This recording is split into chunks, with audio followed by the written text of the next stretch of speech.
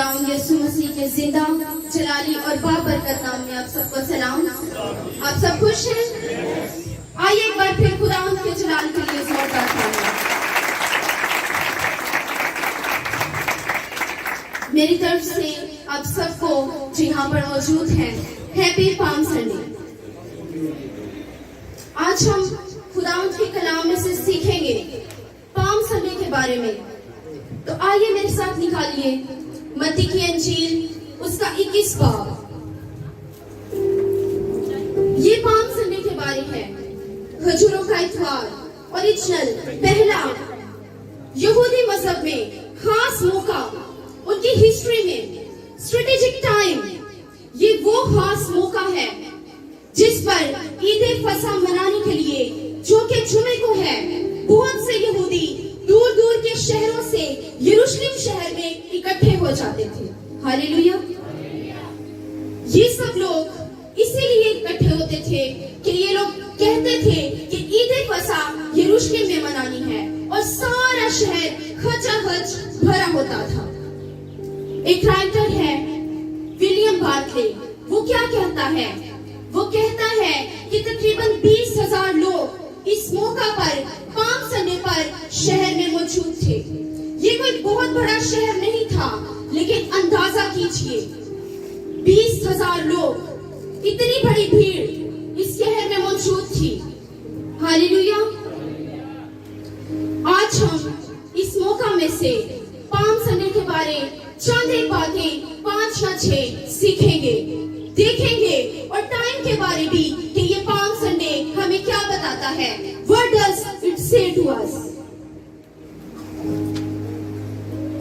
Number 1, इस palm Sunday पर भीड़ के लिए, यानी हमारे लिए, और वो लोग जो मसीह को नहीं जानते, जो लोग मसीह के बारे में जानते नहीं हैं, उनको बचाने के लिए खुदा की मोहब्बत है। हालेलुया। आइए उसके जलाल के लिए जोरदार तालियां, जो हमसे प्यार करता है।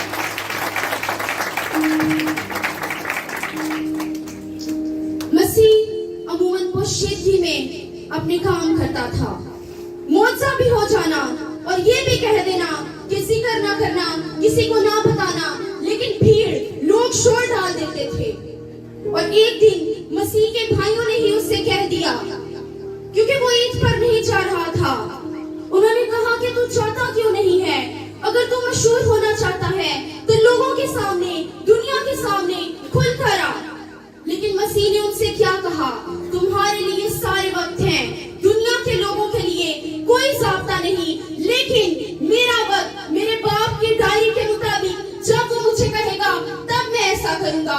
मसीह ने कभी भी अपने आप को नुमायां नहीं किया, जाहिर नहीं किया, लेकिन इस खास मौका पर, पाम संडे पर, उसने कहा, उसने बताया कि मैं कौन हूँ। वो कौन है? वो मौदा मसीह है, जिसका सारा बनी इस्राएल सदियों से इंतजार कर रहा था। हालेलुया। उनका ख्याल था कि ये मसीह जब आएगा तो ये अंधों की आंखें खोलेगा। और मसीह पहले इनडायरेक्ट बोलता रहा, बताता रहा, कभी कभी डायरेक्ट भी। उनका ख्याल था कि मसीह अंधों की आंखें खोलेगा, और मसीह ने एक दफा जन्म के अंधे की आंखें इनके सामने खोली, और बल्कि बहुत सी अंधों की आंखें उसने खोली। उसने बहुत बड़े बड़े मौजज़ात इनके सामने किए, और उस अंधे की आंखें खुल गई और वो देखने लगा। लेकिन फिर भी इन लोगों ने मसीह को कबूल नहीं किया। इनका ये भी ख्याल था कि वो कोड़ियों को पाक करेगा, और मसीह ने सिर्फ एक कोड़ी को नहीं, बल्कि एक ही बार में 10 के 10 कोड़ियों को शिफा बख्श दी। आइए उसके जलाल के लिए जोरदार तालियां।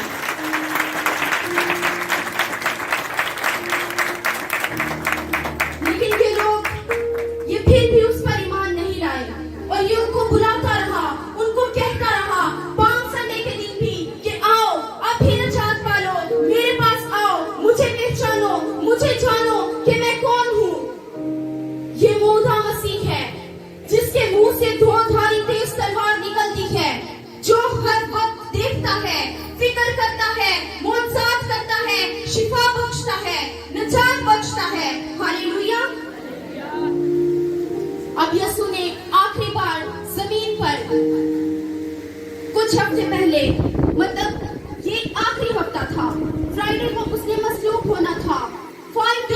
बिफोर संडे, पाम संडे को हम पढ़ते हैं कि एक गधे का अरेंज किया गया और मसीह उस पर बैठ गया, उसके आगे भी भीड़ और उसके पीछे भी भीड़। और क्या हो रहा है? होशाना के नारे लग रहे हैं, नीले मिक्स्ड होशाना कह रहे हैं, लेकिन क्यों? पीछे मोटिव क्या है? बात क्या है? इस पर बाद में बात करेंगे। लेकिन एक हवाला कौन किया गया? ज़करिया की किताब में से 9वां बाब, जहां पर क्लियर कट प्रॉमिस है कि वो गधे पर सवार होगा और खुदावंद यीशु मसीह ने इस नबूवत को पूरा किया। हालेलुया। आइए मेरे साथ निकालिए ज़करिया की किताब, उसका 9वां बाब और उसकी 9वीं आयत खोलिए और देखिए और पढ़िए और समझिए कि क्या लिखा है।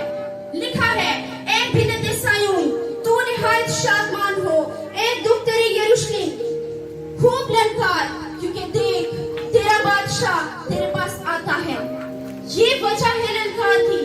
वो सादिक है, वो झूठा नहीं है, वो सच्चा है, वो रास्तबाज है और नजात उसके हाथ में है। वो सादिक है और नजात उसके हाथ में है। वो हलीम है, वो मगरूर नहीं है, वो हलीम है और गधे पर, बल्कि जवान गधे पर सवार है। आइए उसके जलाल के लिए जोरदार तालियां।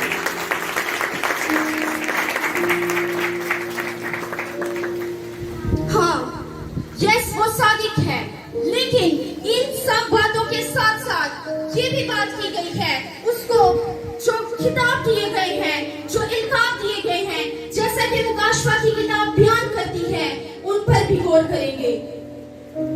मुकाशवा की किताब, उसका पहला बाब और उसकी 5वीं आयत। और यीशु मसीह की तरफ से जो सच्चा गवाह और मुर्दों में से जी उठने वालों में पहलौठा और दुनिया के बादशाहों पर हाकिम है, तुम्हें फजल और इत्मीनान हासिल होता रहे। यीशु मसीह सच्चा और वफादार गवाह है और हम मसीह खुदा के बारे जो कुछ जानना चाहते हैं, बाप के बाबत जो कुछ हमें जानने की जरूरत है, वो हम मसीह के वसीला से जान सकते हैं। और उसने खुद ही कहा है कि जिसने मुझे देखा उसने बाप को देखा। हालेलुया।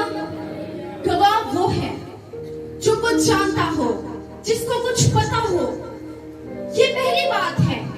दूसरी बात क्या है? मुर्दों में से जी उठने वालों में पहलौठा, the firstborn from the dead।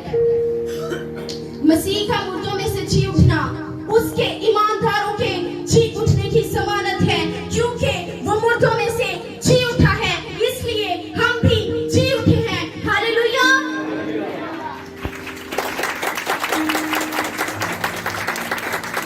पौलुस रसूल मुर्दों की क़यामत के हवाले से मसीह को पहला फल कहता है। पहला ग्रंथियों 15 बाब 20 से 23 आयत में लिखा है कि फिर वाकया मुर्दों में से जी उठा है और जो सो गए हैं उनमें पहला फल हुआ, क्योंकि जब आदमी के सबब से मौत आई तो आदमी ही के सबब से मुर्दों की क़यामत भी आई। जैसे आदम में सब मरते हैं, वैसे ही मसीह में सब जिंदा किए जाएंगे। हालेलुया। लेकिन हर एक अपनी अपनी बारी से पहला फल मसीह, फिर मसीह के आने पर लोग। बेशक मसीह के जिंदा होने से पहले बहुत से मुर्दे जिंदा हुए अलीशा और एलिया की खिदमत में, और मसीह ने खुद नाइन की बेवा के बेटे को जिंदा किया, 12 साल लड़की को जिंदा किया। हालेलुया। उसने लाजर को जिंदा किया। और जब मसीह सलीब पर था, जब उसने अपना खून बहा दिया, तो बहुत सी कब्रें खुल गई और बहुत से मुर्दे जिंदा हो गए। लेकिन तारीख में पहला शख्स जो गैर फानी बदन के साथ अपनी कब्र में से जी उठा, और वो मेरा और आपका जिंदा खुदावंद यीशु मसीह है।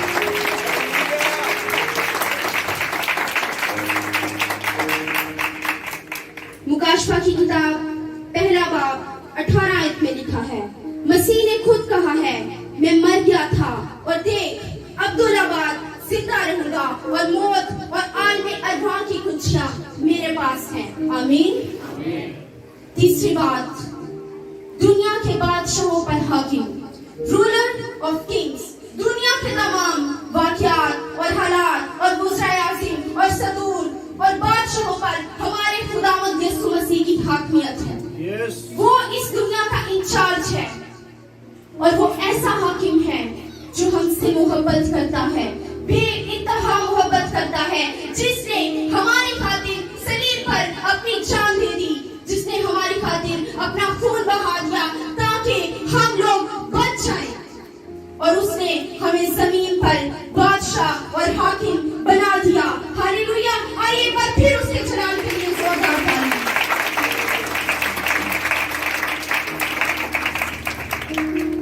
मुकाशफा की किताब उसका पहला बाब उसकी 6 से 7 आयत में लिखा है, और हमको एक बादशाह भी और अपने खुदा और बाप के लिए काहिन भी बना दिया। उसका जलाल और सल्तनत अब्दुल्लाबाद रहे। आमीन। चौथी बात, अव्वल और आखिर, the first and the last. ये खुदावंद यीशु मसीह की अब्दियत या इटर्निटी कि वो सलामती का शहजादा है, वो अब्दियत का बाप है। दुनिया के सारे टाइम, सारी सेंचुरीज, सारे जमाने, उनसे भी बढ़कर इटर्निटी हमारे खुदावंद यीशु मसीह की है, और वो हमेशा हमेशा जिंदा रहेगा और उसकी बादशाही का आखिर ना होगा। हालेलुया। दुनिया के बादशाह आते हैं, हुक्मरानी करते हैं और फिर मर जाते हैं, लेकिन ये एक ऐसा बादशाह है जो हमेशा हमेशा बादशाही करता रहेगा और वो कर रहा है। हालेलुया। पांचवी बात, अल्फा और ओमेगा। ये दोनों वर्ड क्या हैं? ग्रीक जुबान में अल्फा जो है ये पहला हर्फ है, जिस तरह उर्दू जुबान में अलिफ पहला हर्फ है और ये आखिरी हर्फ है। अंग्रेजी में ए पहला अल्फाबेट है और जेड या सी लास्ट अल्फाबेट है। इसी तरह यूनानी जुबान में अल्फा पहला वर्ड है और ओमेगा आखिरी हर्फ है। इसका मतलब क्या है? इस बात का मतलब है कि वो अलिफ है और वो ये है, वो ए है और वो जेड है, वो अल्फा है और वो ओमेगा है, वो इब्तिदा है और वो इंतहा है, वो अव्वल है और वो आखिर है। हालेलुया। आइए उसके जलाल के लिए जोरदार ताली।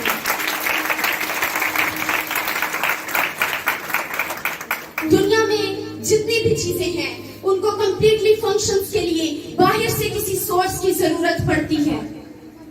ये आप सब लोग जानते हैं कि अगर इंसान है तो उसे जिंदा रहने के लिए खाने की जरूरत पड़ती है। हर चीज को जो इस दुनिया में है उसे बाहर से किसी एनर्जी की जरूरत होती है ताकि वो कंप्लीटली फंक्शंस कर सके, अपनी एक्टिविटीज को पूरा कर सके। लेकिन खुदावंद यीशु मसीह वो अपनी जात में कामिल है, इसीलिए उसको अल्फा और ओमेगा कहा गया है, इसीलिए उसको अव्वल और आखिर कहा गया है, क्योंकि उसको कंप्लीटली फंक्शंस करने के लिए बाहर से किसी सोर्स की जरूरत नहीं है, किसी एनर्जी की जरूरत नहीं है। हालेलुया। वो हमारा बादशाह है, वो हमें देख रहा है, और वो ऐसा बादशाह है जो यहाँ पर भी तख्ते नशीन है, जो आसमान पर भी तख्ते नशीन है। हालेलुया। ये नबूवत जो मत्ती की अंजील 21 बाब में की गई और मसीह ने इस नबूवत को पूरा किया कि वो हलीम है। हालेलुया। ये बात भी बताई गई है कि उसमें कोई मगरूरी नहीं है, वो प्राउड नहीं रखता, बल्कि वो हमसे प्यार करता है, वो हलीम है। और उसकी हलीमी के बारे में बताया गया है कि वो इस कदर हलीम है कि वो गधे पर, बल्कि गधे के बच्चे पर, जवान गधे पर सवार है। हालेलुया। आज इसमें से पहला पॉइंट कि यीशु नासरी ये वही है जो हमें निजात देने आया है। ये ऐसी भीड़ के लिए आया है, ऐसी भेड़ों के लिए आया है जो अपने चरवाहे को ढूंढ रही है, जो गुर्बत का शिकार है, जो बीमारियों में मुब्तला है, जो परेशानी की हालत में है, जो फंसी हुई है।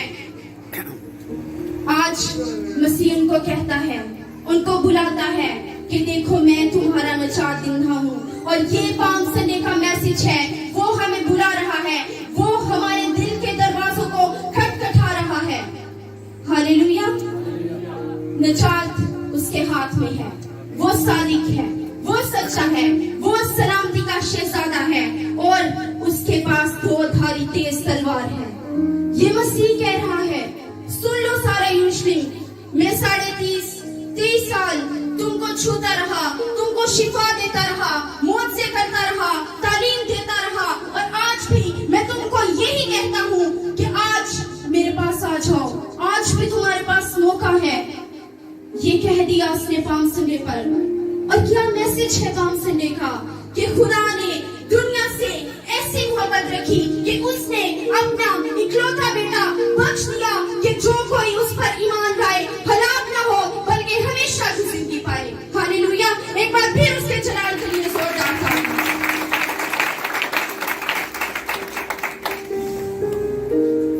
एक और हवाला पढ़ेंगे, 2 पतरस 3 बाब 9वीं आयत। लिखा है, खुदावंद अपने वादे में देर नहीं करता, जिस तरह जैसी देर बाज लोग समझते हैं, बल्कि तुम्हारे बारे में तहम्मुल करता है। गौर से सुनिए खुदा का कलाम, तुम्हारे बारे में तहम्मुल करता है।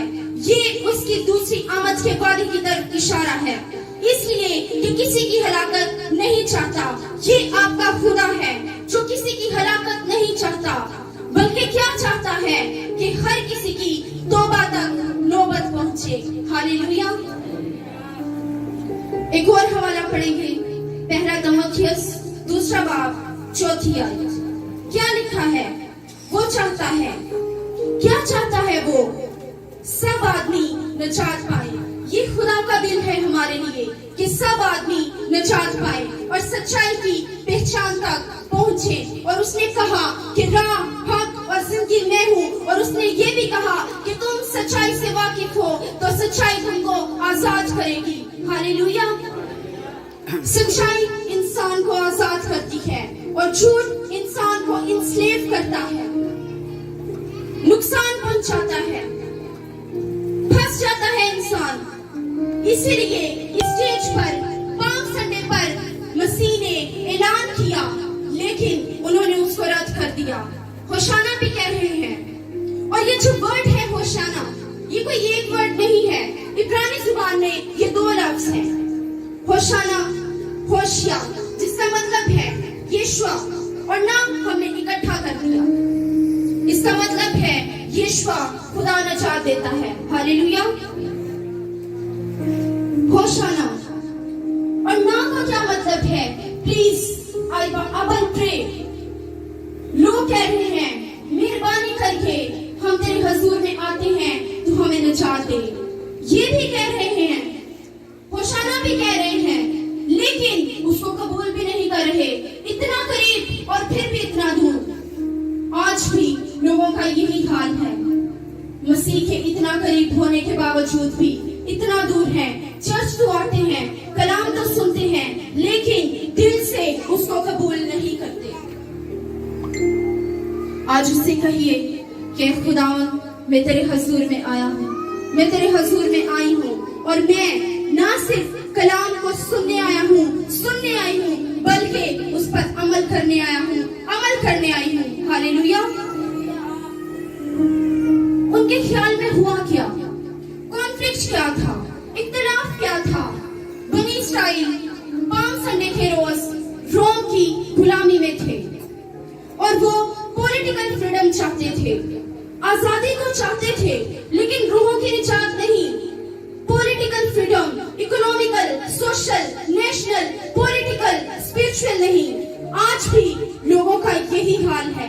चर्च आते हैं, लेकिन रूहों की निजात नहीं चाहते, स्पिरिचुअल ब्लेसिंग्स को नहीं चाहते, माली बरकत को चाहते हैं। कमेटियां तो निकालते हैं यीशु के नाम में, घर तो चाहते हैं, लेकिन आसमान पर यीशु के नाम में नहीं। भेड़ों की नेचर कभी नहीं बदलती। भेड़ें जैसी पहले थी, वो आज भी वैसी ही है। वो कहती हैं कि हमें छू, लेकिन जितना हम चाहते हैं, हमारी शराइत पर। Don't touch our lifestyle, don't disturb us. हमारे अंदाज़े जिंदगी को ना छुआ जाए, हमें गुनाहों के बात हमसे ना की जाए कि गुनाहों से तौबा करो, रूहों की निजात जरूरी है, बल्कि वो जिस्म की शिफा चाहते हैं। अरे ये भी जरूरी है, मसीह ये भी देगा, लेकिन पहले क्या जरूरी है कि गुनाहों के सबब से हम पर जो मौत है, जो सजा है, उससे हमें छुटकारा मिले। पहली शिफा कौन सी? रूह की शिफा। दूसरी शिफा जिस्म की शिफा। हालेलुया। आइए उसके जलाल के लिए जोरदार तालियां, जो रूहों को निजात भी बख्शता है और शिफा भी देता है। This was the problem कि सब लोग शिफा चाहते हैं। एक बार एक मफलूज मसीह के पास आ गया शिफा पाने के लिए, और हीलिंग क्रूसेड लोग हैरान रह गए। क्यों? क्योंकि मसीह ने उसको कहा, बेटा कैसा तसल्ली भरा लफ्ज है। अरे वो आ गया खुदावंद की हजूरी में, जहां पर उम्मीद है, जहां पर होप है, जहां पर लफ्ज है, बेटा बेटी, और एक रिलेशनशिप है खुदावंद यीशु मसीह के साथ। आपके जिस्म की शिफा से पहले क्या जरूरी है कि कोई आपको बेटा या बेटी कहे, कोई आपके साथ कनेक्शन बांधे। हालेलुया। एक ही है जो हमें गुनाहों से शिफा देता है, निजात देता है, और वो कौन है? वो मेरा और आपका जिंदा खुदावंद यीशु मसीह है। जरा जोर से बोलिए, कौन है? आइए उसके जलाल के लिए जोरदार तालियां।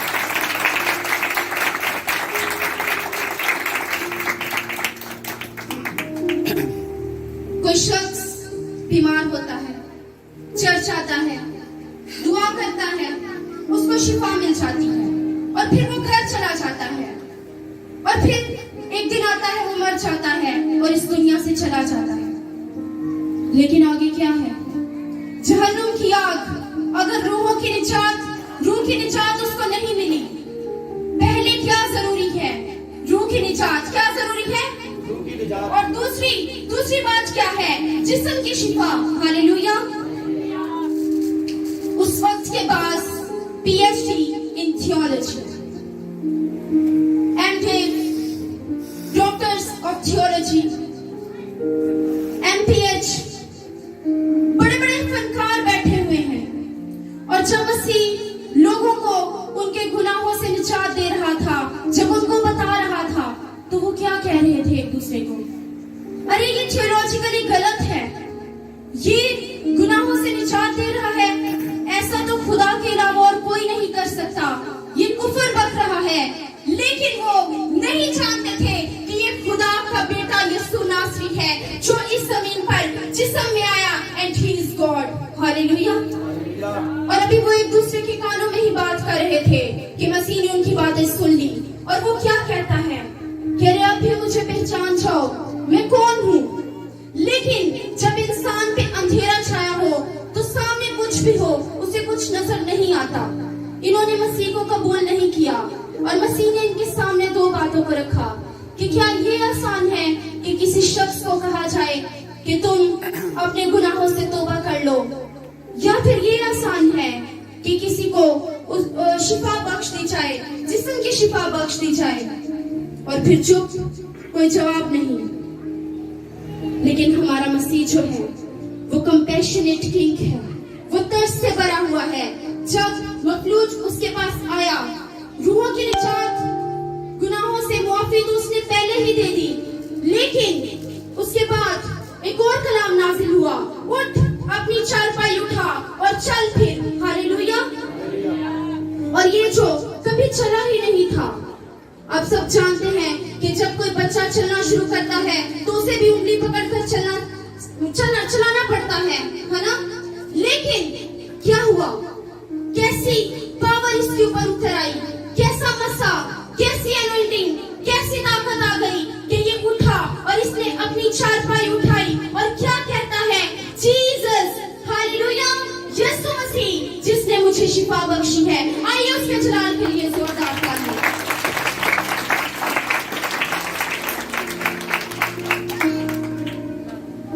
यीशु मसीह गुनाहों को माफ करने वाला है। और दो शिफाएं, पहली शिफा रूह की शिफा, दूसरी शिफा जिस्म की शिफा। और क्या मैसेज देता है हमें पाम संडे? मैसेज ये है कि क्या आर यू सेव्ड?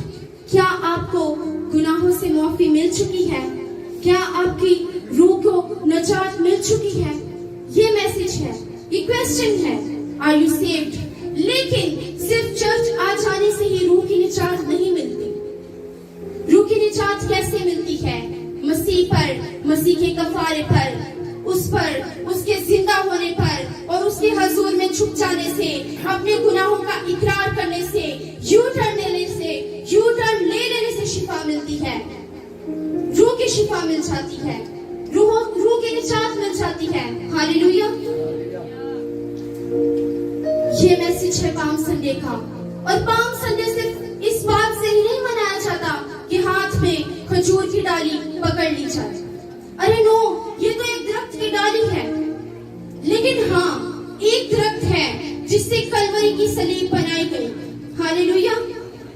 और उस पर जो चढ़ा वो मेरा और आपका जिंदा खुदावंद यीशु मसीह है, जो सलीब पर चढ़ गया और जिसने हमारी खातिर अपना लहू बहा दिया। हालेलुया। उसने अपना कीमती खून हमारे लिए बहा दिया ताकि हम लोगों को निजात मिल जाए, शिफा मिल जाए, हम आजाद हो जाए, हमें छुटकारा मिल जाए बंधनों से, इब्लीसी कुफ्तों से, बीमारियों से। हालेलुया। आमीन। दूसरा मैसेज गधे की बात की गई है। इसकी जिंदगी देखो, ये बंधा हुआ था, महदूद सी जगह थी, उधर ही सर्कल काट रहा था। और क्या हुआ? एक मैसेज आया कि खुदावंद को इसकी जरूरत है और फिर इसकी मंजिल, इसकी डेस्टिनी बदल दी गई। हालेलुया। इंसान के लिए भी आज यही मैसेज है। अगर कोई ये समझता है कि मैं मामूली हूँ, मैं कुछ भी नहीं हूँ, तो खुदावंद आज उसे बुलाता है। हालेलुया। ताकि उसकी डेस्टिनी, उसकी मंजिल बदल जाए। और वो मंजिल, वो डेस्टिनी क्या है कि आप सब जानते हैं, वो खुदा की बादशाही है। आइए उसके जलाल के लिए जोरदार तालियां।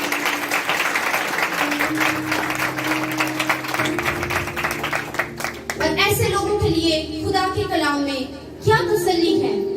पहला ग्रंथियों पहला बाब 27 आयत से लिखा है, खुदा ने दुनिया के बेवकूफों को चुन लिया, उन्हें अक्लमंद बना दिया, उन्हें हिकमत बख्श दी। हालेलुया। उन्हें हमेशा की जिंदगी बख्श दी। आगे क्या लिखा है कि हकीमों को शर्मिंदा करें। खुदा ने दुनिया के कमजोरों को चुन लिया कि वो जोरावर बन जाएं। वो हमें जोरावर बनाना चाहता है। और वो हमें कैसा जोर बख्शता है? वो हमें उकाबों जैसा जोर बख्श देता है। हालेलुया। जोरावर बनाए। खुदा ने दुनिया के कमीनों, हकीरों, बल्कि बेवजूदों को चुन लिया जिनका कोई वजूद नहीं है। खुदा ऐसे लोगों से प्यार करता है, वो हम सबसे मोहब्बत करता है।